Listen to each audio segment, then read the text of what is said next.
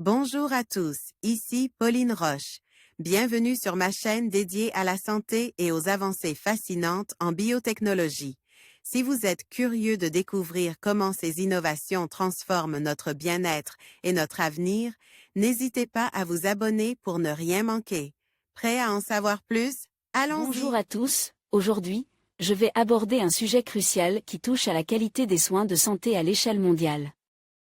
L'Organisation mondiale de la santé a récemment tiré la sonnette d'alarme sur les inégalités qui persistent dans l'accès aux soins.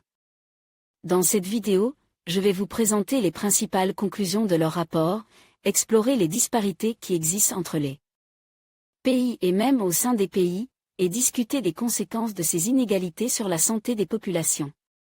Restez avec moi pour comprendre pourquoi il est essentiel d'agir pour garantir des soins de qualité pour tous, peu importe où l'on se trouve. Entre les pays les plus riches et les plus pauvres, les différences d'espérance de vie se creusent. Elles dépassent désormais 40 ans. Cette inégalité intolérable est soulignée par l'OMS dans son dernier rapport annuel sur la santé dans le monde. Remonter les efforts de santé vers la prévention et les soins primaires dans les pays pauvres, c'est l'ambition de l'OMS. OMS publication phare de l'Organisation mondiale de la santé, son rapport annuel présente un bilan de la santé pour l'humanité entière. Assorti de statistiques sur tous les pays.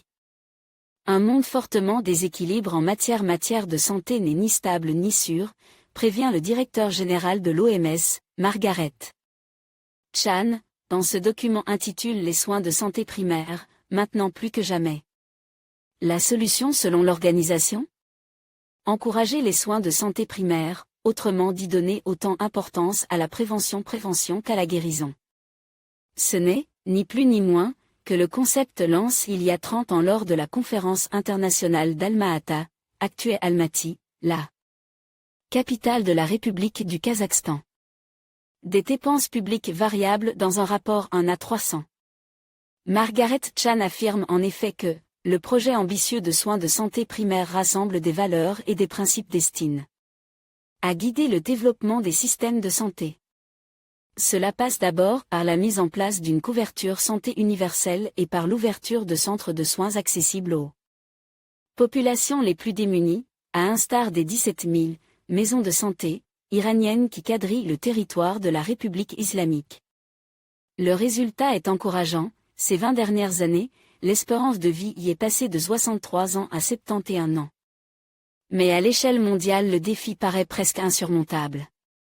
Les dépenses publiques de santé varient entre $20 par personne et par an et plus de $6 000, insiste l'OMS. Ainsi en 2006, près de 47 millions de femmes enceintes ont accouché sans avoir reçu de soins qualifiés. Plus de 98% des femmes mortes en cours de grossesse l'an dernier vivaient dans les pays en développement, dont la moitié en Afrique subsaharienne, une région déjà durement touchée par la pandémie de sida, le paludisme et la tuberculose.